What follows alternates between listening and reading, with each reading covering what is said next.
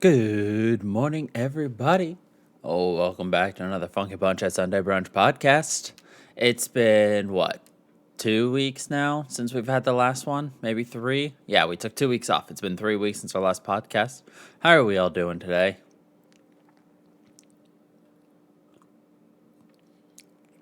I hope you all had a wonderful holiday. And I hope you all have yourself some coffee right now to sip while we do some nice conversations. I'm doing quite good. I'm ready to jump into our next topic, which I'm sure most of you guys are as well. Well, today we're going to talk about video game genres and specifically the subgenres within each video game genre. So, mostly we're going to be going off of Wikipedia and my own brain. So, I hope you all are ready for a whole slew of words because that's what we're going to be getting. So, a video game genre is a specific category of games related by similar gameplay characteristics. Video game genres are not usually defined by the setting or story of the game or its medium of play, but by the way that the player interacts with the game. So, for example, a first-person shooter is still a first-person shooter regardless of whether it takes place in sci-fi, fantasy, military, so long as it features a camera mimicking the perspective of the protagonist or the first person, and gameplay centered around the use of a ranged weapon. Genres may encompass a wide variety of games, leading to even more specific classifications called subgenres. For example, an action game may be classified into many subgenres, such as platform or fighting. Some games, most notably browser and mobile games, are more commonly classified into multiple genres. And so here's the list of all commonly defined video game genres, as well as the major subgenres within those genres. So the first one we're going to be looking at is the action game, and the subgenres within there are platformer, shooter, fighting, beat 'em up, stealth, survival, battle royale, and rhythm. The second we're going to look at is action adventure, which has survival horror and Metroidvania. Third is adventure, and then the subgenres are text adventure, graphic adventure, visual novel, interactive movie, and real-time 3D adventures.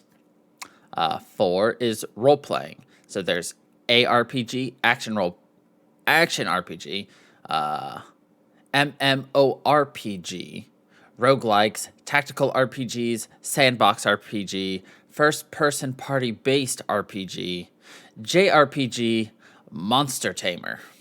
Yes, there's a subgenre under role-playing for Monster Tamer. Next up is simulation, and the subgenres for that one is construction and management simulation, life simulation, and vehicle simulation. Our sixth category or genre is strategy. There's 4X game, there's artillery game, there's auto battler or auto chess, there is MOBA or multiplayer online battle arena, there's real-time strategy, RTS, there's real-time tactics, RTT. There's tower defense. There's TBS, or turn-based strategy. There's TBT, or turn-based tactics, wargame, and grand strategy wargame.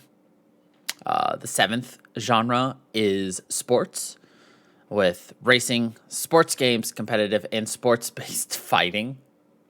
What, is that like a hockey simulator? The eighth is MMO. The ninth is other notable genres. So basically things that didn't really fall into anywhere else. There's board game or card game, casual games, digital collectible card game, horror, idle, logic, party, programming, trivia, and typing games. The 10th is video game genres by purpose. We'll figure that out when we get to it. There's adver game, there's art game, casual game, Christian game, educational game, esports, exer game, personalized game, serious game. The 11th is the multi-genre with survival action adventure, cross-genre, and narrative adventure. And finally, the last one is the sandbox open world games with sandbox, creative, and open world. So what I thought would be just one quick thing is actually probably going to turn into a multiple podcast of the genres and subgenres, because I found a lot more information where I can go deeper in. And yes, don't mind me, I will be playing my favorite serious game while I drink out of my unicorn coffee mug. So, obviously, the first thing up we have is the action game. So, an action game is a video game genre that emphasizes physical challenges, including hand-eye coordination and reaction time. The genre includes a large variety of subgenres such as fighting, beat 'em up, shooter, blah blah blah blah blah. MOBA and some real-time strategy games are also considered action games. So remember, you may be hearing some things and you're going to be like, hold on a second, but that's really this. Well, that's because things fall into many, many, many, many, many different subgenres. So, in an action game, the player typically controls a character, often in the form of a protagonist or avatar.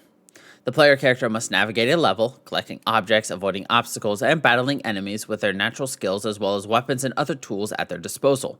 At the end of the level or group of levels, the player must often defeat a boss enemy that is more challenging and often a major antagonist in the game's story.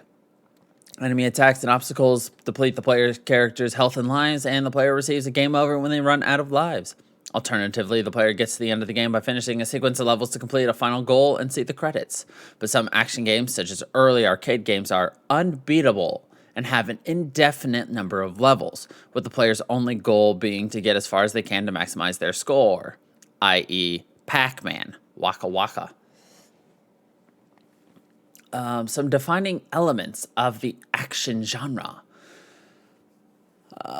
So the action genre includes any game where the player overcomes challenges by physical means, such as precise aim and quick response times. Action games can sometimes incorporate other challenges, such as races, puzzles, or collecting objects, but they are not central to the game. Players may also encounter tactical and exploration challenges, but these games first and foremost require a high reaction speed and good hand-eye coordination. The player is often under time pressure, and there's not enough time for complex strategic planning. In general, faster action games are more challenging. Action games may involve puzzle solving, but they are usually quite simple because the player is under immense time pressure.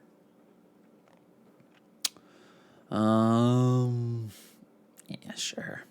So let's look at the game design for typical action games. So levels. The player advances through an action game by completing a series of levels. Levels are often grouped by a theme with similar graphics and enemies called a world. Each level involves a variety of challenges, whether dancing in a dance game or shooting things in a shooter, which the player must overcome to win the game. So my Dance Mario Revolution I used to have would be considered an action game because I have to progress through the world by defeating enemies on the dance pad. Oh yeah, Disco Mario. Older games force players to restart a level after dying, although action games evolve to offer saved games and checkpoints to allow the player to restart partway through a level. Increasingly, though, some games allow for resurrection or cloning and the opportunity to regain lost items upon death for a certain sum of in-game currency, typically increasing exponentially the more times the player dies. The obstacles and enemies in a level do not usually vary between play sessions, allowing players to learn by trial and error. However, levels sometimes add an element of randomness, such as an enemy that randomly appears or takes an unpredictable path. Levels in an action game may be linear or non-linear and sometimes include shortcuts. For levels that require exploration, the player may need to search for a level exit that is hidden or guarded by the enemies. Such levels can also contain secrets, hidden or hard to reach objects or places that contain something valuable. The prize can be a bonus or a non-standard exit that allows a player to access a hidden level or jump ahead several levels.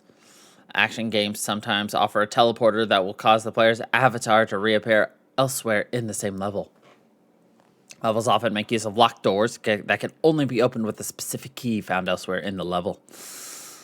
Action games sometimes make use of time restrictions to increase the challenge. However, game levels typically do not react to time passing, and day-night cycles are rare. When the timer expires, the player typically loses a life, although some games generate a difficult enemy or challenge. Levels completed with time remaining, this usually adds to the player's score.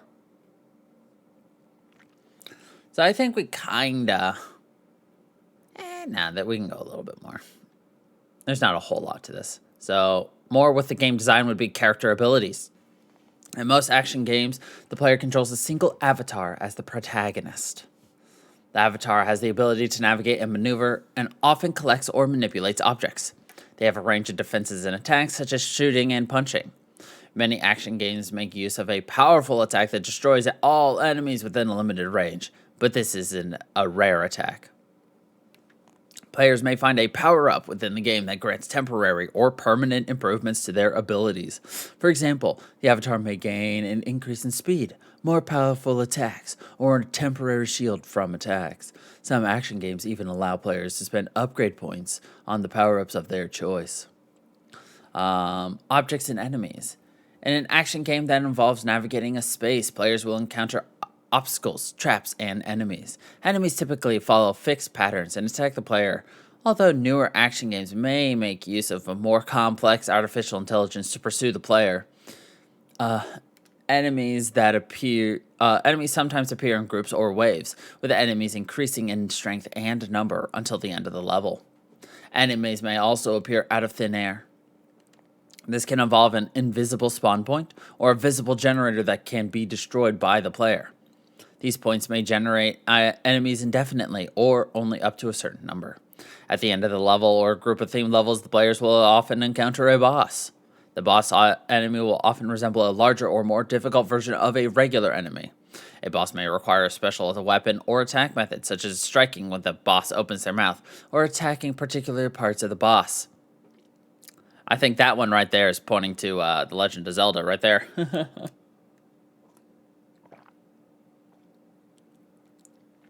Only attacking specific points and when they do certain things. Looking at you, Mike Wazowski. Anyway, health and lives. In many action games, the avatar has a certain number of hit markers or health, which are depleted by enemy attacks and other hazards. Sometimes health can be replenished by collecting an in-game object. When the player runs out of health, the player dies. The player's avatar is often given a small number of chances to retry after death, typically referred to as lives. Upon beginning a new life, the player resumes the game. Either from the same location they died, a checkpoint, or the start of the level. Upon starting a new life, the avatar is typically invincible for a few seconds to allow the player to reorient themselves. Players may earn extra lives by reaching a certain score or finding an in-game object. Arcade games still limit the number of player lives, while home video games have shifted increasingly to unlimited lives. Because arcade games got paid by you dumping more quarters in to get more lives, versus at the home, they don't really care. Graphics and interface. Action games take place in either 2D or 3D from a variety of perspectives. 2D action games typically use a side view or top-down view. The screen frequently scrolls as the player explores the level, although many games scroll through the level automatically to push the player forward. Let's compare the original Legend of Zelda, where once you hit the edge of the screen, it scrolled, or certain auto-scroller levels in Super Mario, where the entire screen's constantly moving, usually over precarious pits, and you're just platforming. In 3D action games, the perspective is usually tied to the avatar from a first-person or third-person perspective. However, some 3D games offer a context-sensitive perspective that is controlled by an artificial camera.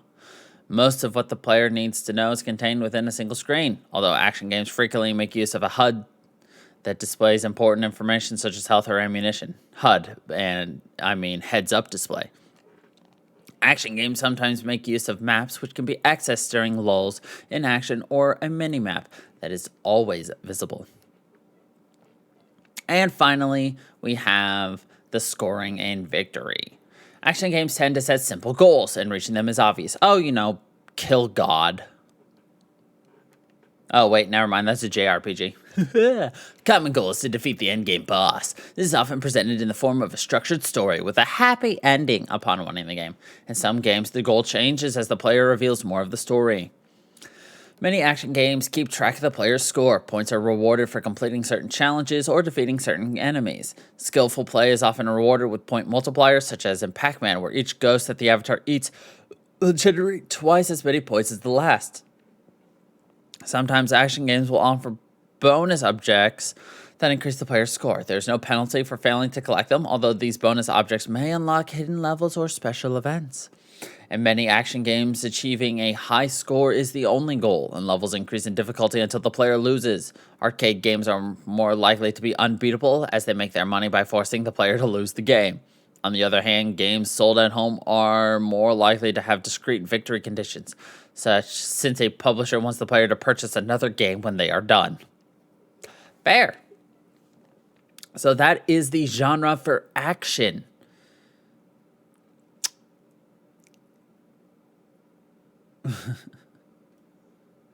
And now we're going to jump into their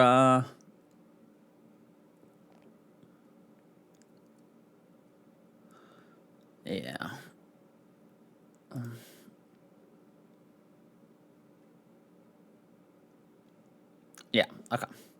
Now we're going to jump into these subgenres. And first, we're going to go to the platform game. Or the platformer, as everybody refers to it as, not the platform game. So, platform games, often simplified as platformer or jump and run, is a video game genre and subgenre of action games. Platformers are characterized by their heavy use of jumping and climbing to navigate the player's environment and reach their goal. So would that make Lara Croft, Tomb Raider video games a platformer or an action adventure?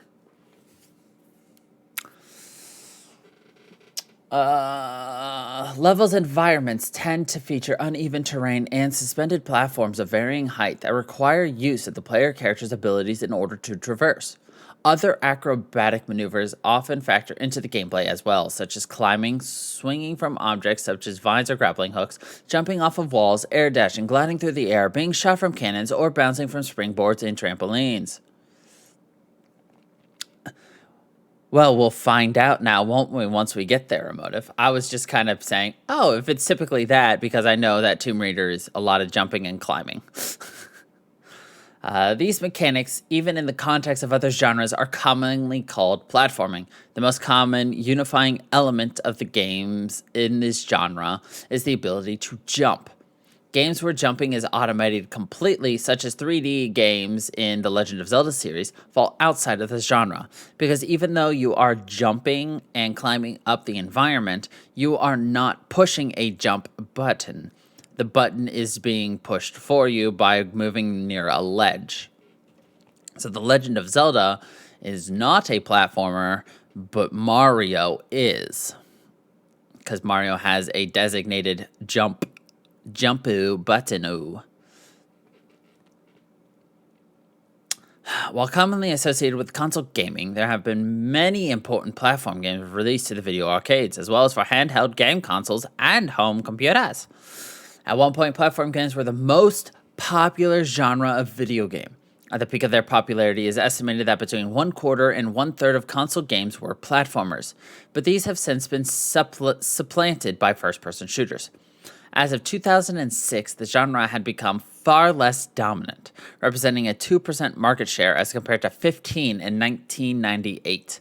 However, the genre is still commercially viable, with the number of games selling in the millions of units. Since 2010, a variety of endless running platformers for mobile devices have brought renewed popularity to the genre. Actually, there is a first-person shooter platformer speedrun game. The game is literally a speedrun. The entire purpose is to beat the game as fast as possible, but you have a gun in the first person and you're platforming. It's actually really cool. So let's see. The concept of the platformer. As the name implies, a platform game requires the player to maneuver their character across platforms to reach a goal. These games typically are either played from the side view using 2D movement or in the 3D with the camera either in the first person or third person perspective. The most common movement options on the genre are walking, running, jumping, attacking, and climbing. Jumping can be categorized as either committed or variable. Within the trajectory of a committed jump cannot be changed midair. That of a variable jump can.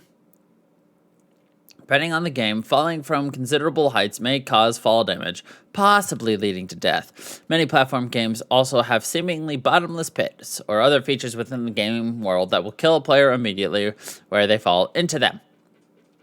Like Mario. Beyond these elements, the components of a platform game can vary greatly, including various additional movement options, combat, or other features. So, naming. The term platform game came about some years after the genre emerged, following the release of the first established title in the genre, Donkey Kong, in 1981. Shigeru Miyamoto called it a running, jumping, climbing game while developing it. Donkey Kong spawned a number of other titles with a mix of running, jumping, and vertical traversal, which were labeled climbing games. And Steve Bloom's 1982 book, Video Invaders, and the 1983 magazines, Electronic Games and TV Gamer. And a December 1982 Creative Computer review of the Apple II game, Beer Run. The reviewer used a different term. I'm going to call this a ladder game, as in the ladder genre, which includes Apple Panic and Donkey Kong. Platform game became standard as genres jumping and climbing grew into a key part of the recovery after the video game crash of 1983. What is the video game crash of 1983? Sorry, this is what happens.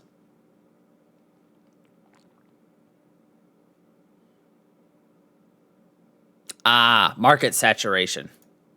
Makes sense. So, let's look at the history of the platformer. Single screen movement. Platform games originated in the late 1970s, early 1980s. Most, but not all, early examples of platform games were confined to a static playing field, generally viewed in profile, and were based on climbing mechanics between platforms rather than jumping. So the retro Donkey Kong with Jumpman running up to save Paulina is the basic retro platformer. Oh, never mind. Space Panic, a 1980 arcade release by Universal, is sometimes credited as being the first platform game. Though the distinction is contentious. While the player has the ability to fall, there is no ability to jump, so the game does not satisfy most modern definitions of the genre. However, it clearly influenced the genre, with gameplay centered on climbing ladders between different floors, a common element in many early platform games. A difficult game to learn, Space Panic remained obscure as an arcade game, but the 1981 unauthorized clone, Apple Panic, was a hit for home computers. Another precursor to the genre from 1980 was Nichibutsu's Crazy Climber.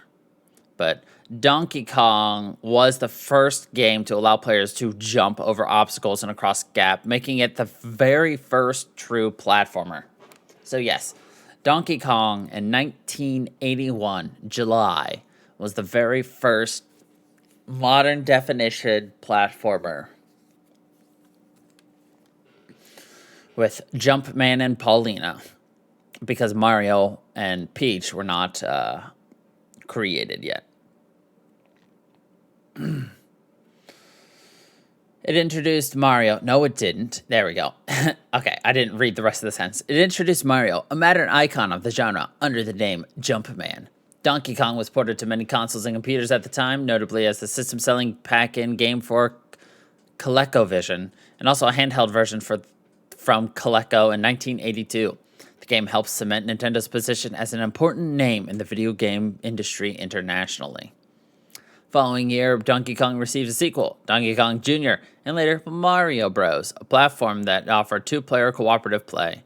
This title laid the groundwork for other two multiplayer cooperative platformers such as Fairyland Story and Bubble Bobble.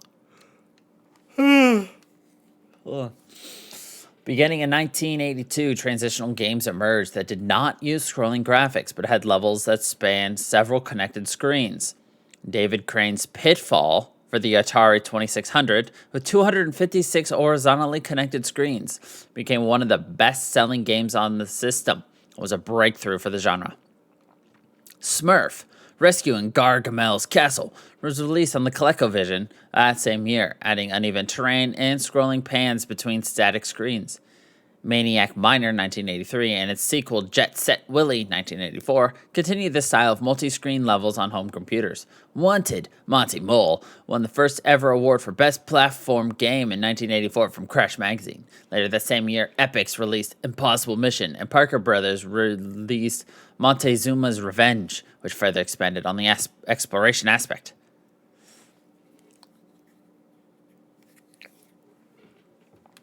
So, scrolling movement. The first platform game to use scrolling graphics came years before the trend became a start. Jump Bug, a platform shooter developed by Alpha Denshi under the contract for Hoey Corland and released to arcades in 1981, only 5 months after Donkey Kong. Players control a bouncing car that jumps on various platforms, such as buildings, clouds, and hills. As part of a nascent genre, its development was not strongly influenced by existing conventions, nor was it said to be a major influence on games immediately after it. Jump Bug offered a glimpse of what was to become, with uneven, independently suspended platforms and levels that scroll both horizontally and vertically. The 1982 Apple II game Track Attack includes a scrolling platform level where the characters run and leap across the top of a moving train. The character is little more than a stick figure, but the acrobatics evoke the kind of movement that later games such as Prince of Persia would feature. It's honestly amazing thinking about, we're talking early 1980s, 10 years before I was born, 40 years ago. And these games are influencing games that came out in the 2000s. Talk about pioneering. Only a few home systems in the early 1980s had hardware support for smooth background scrolling, most notably the Atari 8-bit family. Nevertheless, BC's Quest for Tires was released by Sierra Online in 1983 on the ColecoVision and several home computers. The game features large, smooth scrolling levels and simple platform gameplay in which players jump over oncoming pitfalls and obstacles, much like Moon Patrol. Same year, a scrolling platform game appeared on the Commodore 64. And Atari 8-bit computers called Snooky. It added uneven terrain and an emphasis on precision jumping. Based on the Saturday morning cartoon rather than the Maze game, Namco's 1984 Pac-Land was a bi-directional, horizontally scrolling arcade platformer with walking, running, jumping, springboards, power-ups, and a series of unique levels. It would go on to have a profound impact on later side-scrolling platformers, including Super Mario Bros., Ghosts and Goblins, Alex Kidd in Miracle World, and Wonder Boy. Nintendo's platform game Super Mario Bros., released for the NES in 1985, became the archetype for many platformers to follow. The title was bundled with Nintendo's system in North America, Japan, and Europe, and went on to sell over 40 million copies, according to the 1999 Guinness Book of World Records. Its success as a pack-in led many companies to see platform games as vital to their success, and contributed greatly to popularizing the genre during the 8-bit console generation.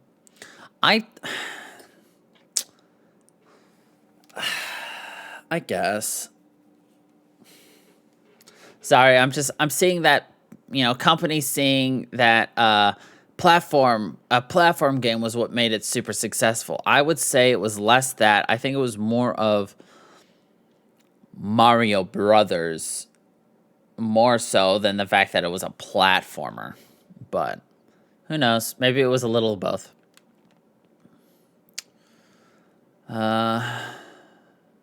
Sega attempted to emulate this success with their Alex Kidd series, which began in 1986 on the Master System with Alex Kidd in Miracle World, a platformer that featured horizontal and vertical scrolling levels, the ability to punch enemies and obstacles, and shops where the player could buy power-ups and vehicles. The environments are varied, including mountains, caves, oceans, forests, and underwater segments.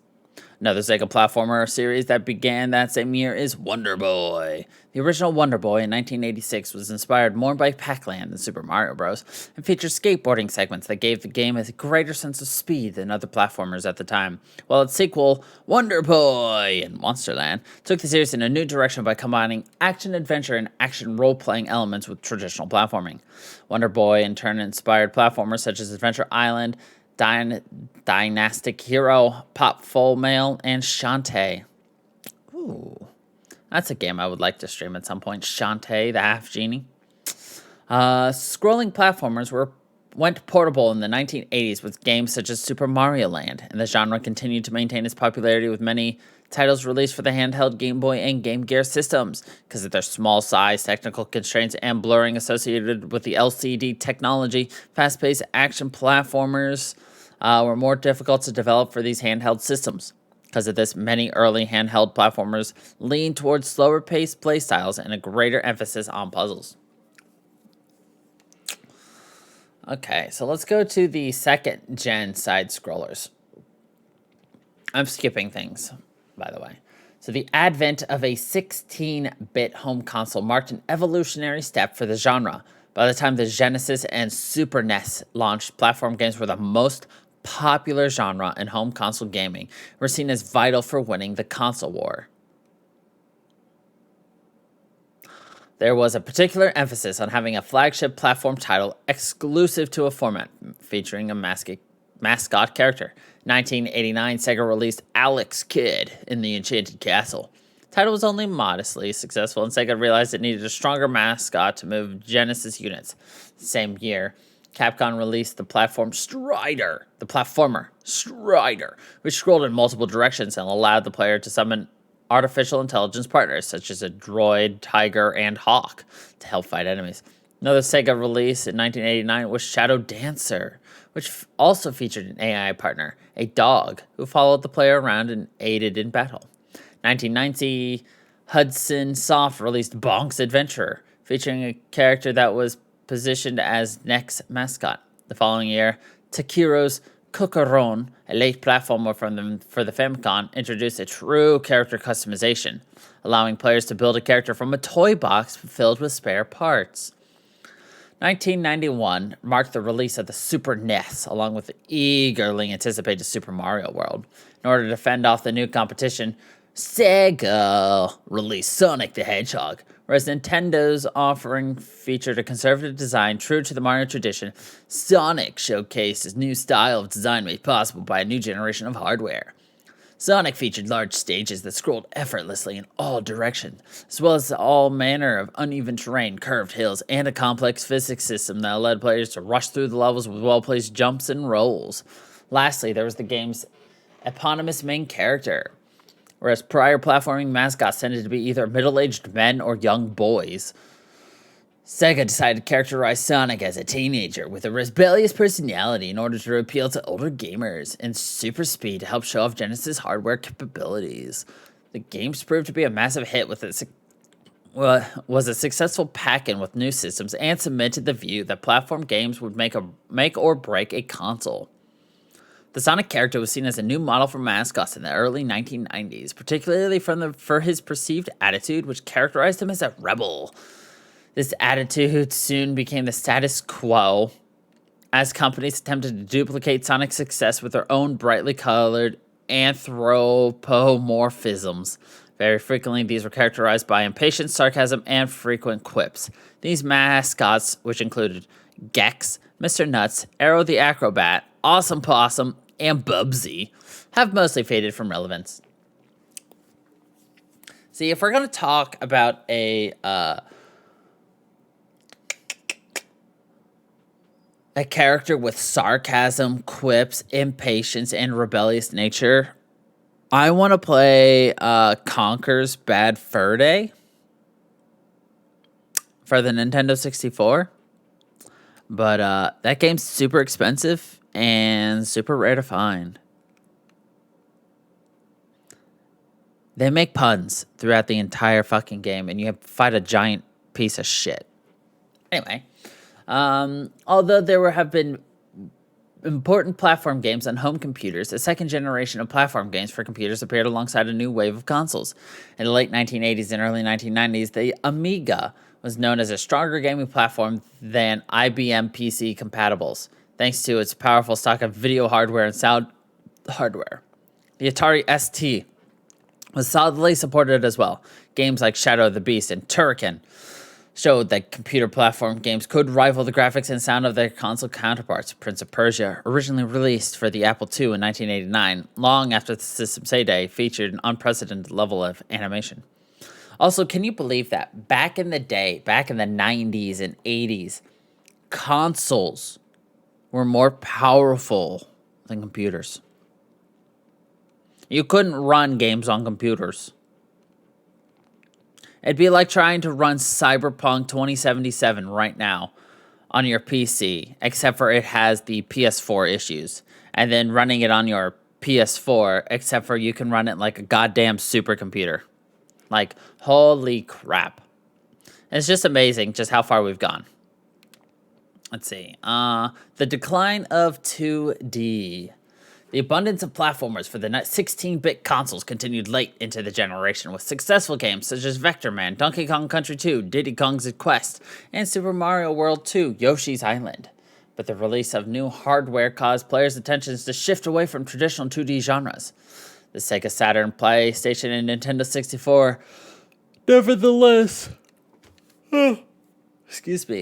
featured a number of successful 2D platform games. The 2D Rayman was a big success on 32-bit consoles. Mega Man 8 and Mega Man X4 helped revitalize interest in Capcom's Mega Man character.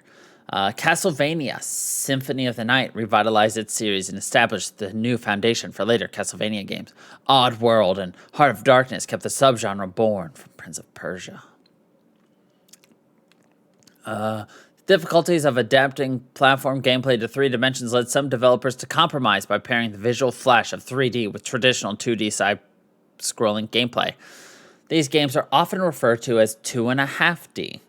The first such game was the Sega Saturn launch title, Clockwork Knight. The game featured levels and bosses rendered in 3D, but retained 2D gameplay and used pre-rendered 2D sprites for regular characters, similar to Donkey Kong Country. Its sequel improved upon its design, featuring some 3D effects such as hopping between the foreground and background and the character panning and curving around corners. Meanwhile, Pandemonium and Klonoa brought the 2.5D to the PlayStation, and a break from the past, the Nintendo 64 had the fewest side-scrolling platformers with only 4. Yoshi's Story, Kirby 64, The Crystal Shards, Goemon's Great Adventure, and Mischief Makers, and most met with a tepid response from critics at the time. Despite this, Yoshi's Story sold over 1 million copies in the US, and Mischief Makers rose high on the charts in the months following its release.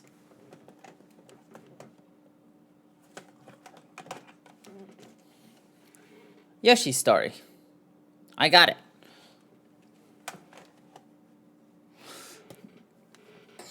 The third dimension. The term 3D platformer usually refers to games that feature gameplay in 3 dimensionals and polygonal 3D graphics. Games that have 3D gameplay but 2D graphics are usually included under the umbrella of isometric platformers, while those that have 3D graphics but gameplay on a 2D plane are called 2.5D, as they blend 2D and 3D. The first attempts to bring platform games into 3D used 2D graphics and had an isometric perspective. These games are nearly as old as the genre itself, one of the earliest examples being Sega's Congo Bongo in 1983. First platformers to simulate a 3D perspective and moving camera emerged in the early mid-1980s. An example was Konami's platform game Antarctic Adventure, where the player controls a penguin in a side-scrolling third-person perspective while having to jump over pits and obstacles. Interesting. 1986 saw the release of a sequel to side-scrolling adventure, Antarctic Adventure, called Penguin Adventure, which was designed by Hideo Kojima. Interesting. It included more action game elements, a variety of levels, RPG elements such as upgrading equipment, and multiple endings. In early 1987, Square released 3D World Runner using forward-scrolling effects similar to third-person rail shooter Space Harrier. 3D World Runner was an early forward-scrolling pseudo 3D third-person platform action game. My God. Where players were free to move in any forward-scrolling direction and could leap over obstacles and chasms. It was notable for being one of the first stereoscopic 3D games. Square released its sequel, JJ, later that year. So the earliest example of a true 3D platformer is a French computer game called Alpha Waves. So Alpha Waves, I can actually see a picture of it right here. Came out in 1990. It's polygonal. Like, it looks like your character is just a bunch of polygons, like not even shaped into anything, and you're just jumping in a very polygonal looking world. Like, it's just colors. It's not shaped like anything. So, interesting. Yada, yada, yada. Skip. True 3D. Beginning in the 1990s, platforming games began to transform from pseudo 3D to true 3D experiences. The distinction being constraints on the degree of control the player over the character and the camera. The degree of control that the player has over the character and camera. There we go. Whoever typed this does not have good English. Rendering of 3D environment from angles controlled by the user necessitates that the graphics hardware be sufficiently powerful, and that the art and rendering model of the game can be viewed from an arbitrary angle. The improvement in graphics technology allowed publishers to produce such games, but introduced several new issues. For example, if the virtual camera can be positioned arbitrarily, it must be constrained to prevent it from clipping through the environment. In 1994, a small developer called Exact released a game for the X68000 computer called Geograph Seal. The game was a fully 3D polygonal first-person shooter hybrid, with a pronounced platform jumping component. Players piloted a frog-like mech that could jump and then double jump or triple jump high into the air. As the camera panned down to help players line up their shots, or their landings. In addition to shooting, jumping on enemies was a primary means of attack. This was the first true 3D platform and action game with free roaming environments, but it was never ported to another console nor released outside Japan. So it remains relatively unknown in the West.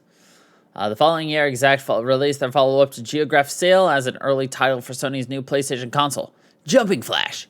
Released in April of 1995, is generally regarded as a direct continuation of the gameplay concepts on Geograph Seal, and was likewise a mix of first-person shooting and platforming, with similar controls and camera work and free-roaming 3D environments. The frog-like mech was traded in for a more cartoony rabbit mech called Robit. Beyond this, the level design had a greater focus on platform hopping, and it was released in Europe and North America as a launch title, helping it gain a much higher profile. The title was successful enough to receive 2 sequels, and is remembered as the first 3D platformer on the console. It is arguably regarded sometimes as one of the most important ancestors of any true 3D platform game at the time. Jumping Flash holds the record of first platform video game in true 3D, according to Guinness Book of World Records. Another early 3D platformer was Floating Runner, developed by Japanese company Zing and released for the PlayStation in 96, predating the release of Super Mario 64. Nintendo released Super Mario 64 in 1996. My God, it's 35 next year. No, it's not. It's 25. I'm an idiot. Before then, there was no established paradigm for bringing the platform game into 3D. Mario 64 set a new standard and was imitated by many subsequent 3D platformers. Its gameplay allowed players to explore open 3D environments with greater freedom than any previous attempt at a 3D platform game. To aid this, Nintendo added an analog stick to its Nintendo 64 controller, something which had not been included in a standard console controller since the Vectrex, and which has since become a standard on other controllers. This allowed for finer precision needed for a freer perspective. Players no longer followed a linear path to the end of levels, either, with most levels providing objective-based goals. There were a handful of boss levels that offered more traditional platforming. It was rumored that Super Mario 64 was originally going to be developed for the SNES using the Super FX chip entitled Super Mario FX. However, this proved false by Dylan Cuthbert, one of the programmers at Argonaut Software who worked on Star Fox, as Super Mario FX was just the internal code name for the Super FX chip. Cool. However, Argonaut Software did offer an early prototype for a 3D platformer starring Yoshi, a character in the Super Mario series, to Nintendo. Nintendo rejected the pitch, which resulted in the game being remade into the 1997 title Croc, Legend of the Globus. Cool. Yada, yada, yada, yada, yada, yada. Really nothing too much else. That kind of just hit. So,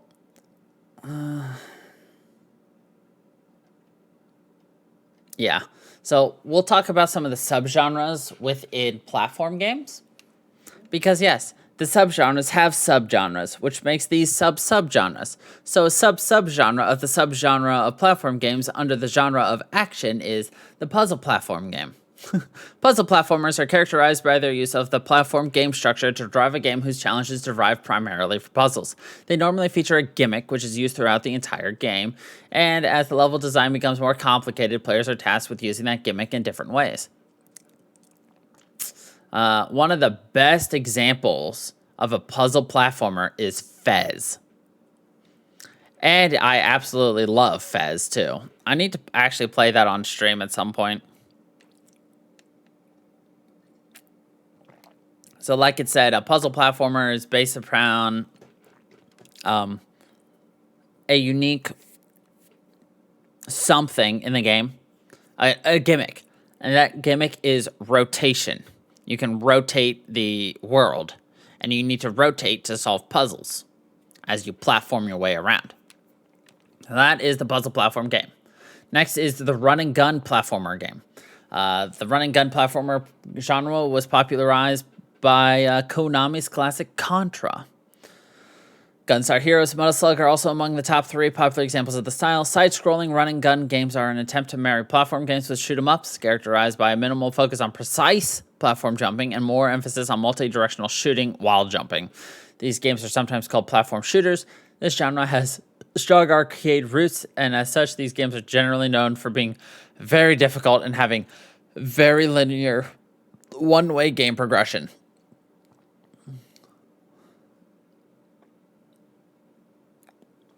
So,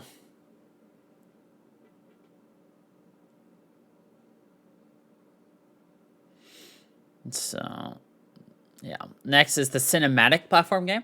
Cinematic platformers are a small but distinct subgenre of the platform games, usually distinguished by their relative realism compared to traditional platformers. These games focus on fluid, lifelike movements without the unnatural physics found in nearly all other platform games. To achieve this realism, many cinematic platformers, beginning with Prince of Persia, have employed rotoscoping techniques to animate their characters based on video footage of live actors performing the same stunts. Jumping abilities are typically roughly within the confines of an athletic human's capacity. To expand vertical exploration, many cinematic platformers feature the ability to grab onto ledges or make extensive use of elevator platforms. Other distinguishing characteristics include step-based control, in which an action is performed after the character completes his current animation, rather than the instant the button is pushed, and multi-screen stages that do not scroll. As these games tend to feature vulnerable characters who may die as a result of a single enemy attack or by falling a relatively short distance, they almost never have limited lives or continues. Challenges derived from trial and error problem solving, forcing the player to find the right way to overcome a particular obstacle.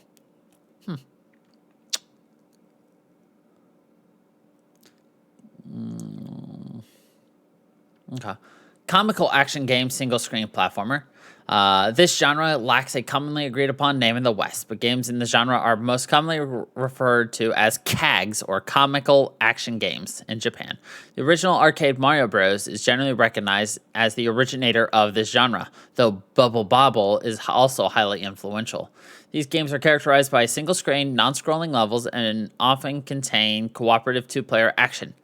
A level is cleared when all enemies on the screen have been defeated, and vanquished foes usually drop score bonuses in the form of fruit or other items. CAGs are almost exclusively developed in Japan and are either arcade games or sequels to arcade games. Isometric platform game. Arguably a subgenre of both 3D and 2D platformers, isometric platformers present a 3D environment using 2D graphics. Some of the earliest examples are Congo Bongo and Ant Attack. Then there's also, that's basically it. Last two would be platform adventure game. Many games fuse platform game fundamentals with elements of action adventure games, such as The Legend of Zelda. Typically, these elements include the ability to explore an area freely, with access to new areas granted by either gaining new abilities or using inventory items. Many 2D games in the Metroid and Castlevania series franchises are among the most popular, but those are in a different subgenre. And then finally, the last one is the endless running game. Endless running or infinite running games are platform games in which the player is continuously moving forward through a usually procedurally generated, theoretical, endless game world.